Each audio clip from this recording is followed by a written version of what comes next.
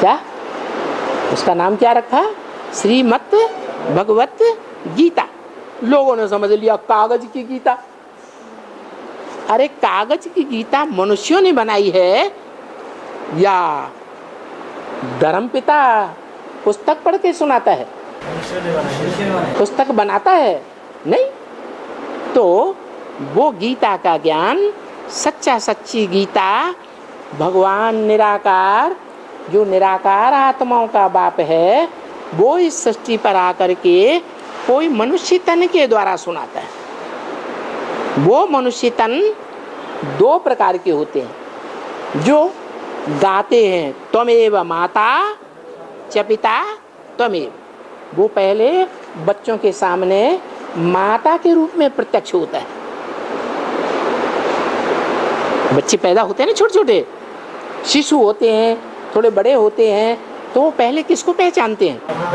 माता को पहचानते हैं। तो ऐसे ही जब भगवान आते हैं तो माता के रूप में प्रत्यक्ष होते हैं और बच्चे माता के रूप में ही पहले पहचानते हैं।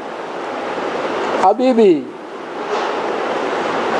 ब्राह्मणों की दुनिया में ब्रह्मा के जो बच्चे ब्राह्मण हैं, ऐसे ऐसे ब्राह्मण हैं जो ब्रह्मा माता को ही पहचानते हैं, पिता को नहीं जानते। है कि नहीं? है।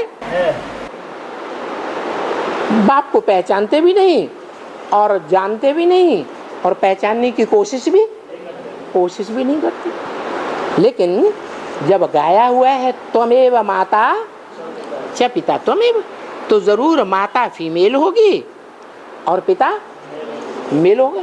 फीमेल का मतलब ये नहीं है कि बाबा की दृष्टि कोई शरीर के ऊपर जाती है। देह के आधार पर बाप नहीं देखते। बाप क्या देखते हैं?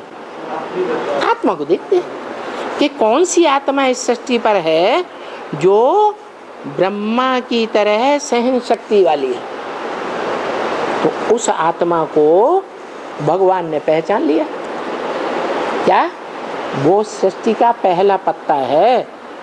कौन? कृष्ण वाली आत्मा, जिसका नाम ब्रह्मा दिया जाता है। उस ब्रह्मा के मुख से जो गीता ज्ञान सुनाया, वो गीता ज्ञान अमृत नहीं है।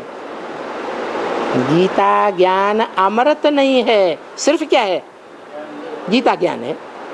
अच्छा, फिर वो अमृत कैसे बनता है? अमृत तब बनता है जब परमपिता परमात्मा शिव ब्रह्मा के शरीर छोड़ने के बाद कोई साधारण मनुष्य तन में प्रवेश करते हैं। क्या समझा?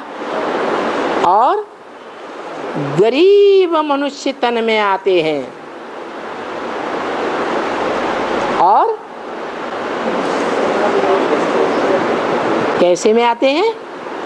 अनुभवी तन में आवेंगे या बच्चा बुद्धि में आवेंगे? अनुभवी तन में आते हैं। उस तन में आकर के जो गीता ज्ञान सुनाया है ब्रह्मा के द्वारा, उस गीता ज्ञान का सुप्रीम टीचर बनकर के सुप्रीम फादर व्याख्या देता है। क्या करता है? व्याख्या देता है, माना इंटरप्रिटेशन देता है। उस ज्ञान का विस्तार सुनाता है। तब वो मंथन जो होता है गीता ज्ञान का, उससे बहुत सी नई नई बातें निकलती हैं। इतनी नई नई बातें निकलती हैं कि दुनिया के सारे राज खुलते जाते हैं। शास्त्रों के भी सारे राज खुलते जाते हैं। वो ही गीता संस्कृत में मनुष्यों के द्वारा लिखी गई, मनुष्यों ने उनके इंटरप्रिटेशन किए, व्याख्याएं लिखी। टैगोर गीता, तिलक गीता, माध्वाचार्य गीता, शंकराचार्य गीता, कितनी ढेर की ढेर सैकड़ों गीताएं हो गई, हुई कि नहीं? फिर उन टीकाओं में भगवान का फैसला हुआ कि भगवान कौन है? है? बिल्कुल फैसला नहीं हुआ। लेकिन ये कहावत है कि कै समझे कवि कै समझे रवि। या तो जिस कवि ने वो कविता गाई है वो कवि ही उसका मर्म जानता है पूरा, या तो वो कवि तो गए। तो अब भगवान स्वयं ही सृष्टि पर आ जाए, जिसे ज्ञान सूर्य कहा जाता है, वो ज्ञान सूर्य ही उस कविता का सही अर्थ बता सकता है। तो देखो, वो ज्ञान सूर्य इस सृष्टि पर आता है तो उस भगवान के द्वारा जो सच्ची गीता सुनाई गई ब्रह्मा के मुख से, जिसको ब्रह्मा कुमारियां मुरली कहती हैं। क्या कहती हैं? भगवान ने क्या किया? मुरली बजाई।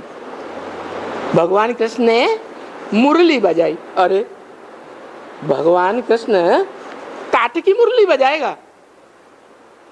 अरे अरे काठ की मुरली बच्चे बजाएंगे कि भगवान बजाएगा? बच्चे बजाएंगे। तो बच्चों की चीज है काठ की मुरली बजाना।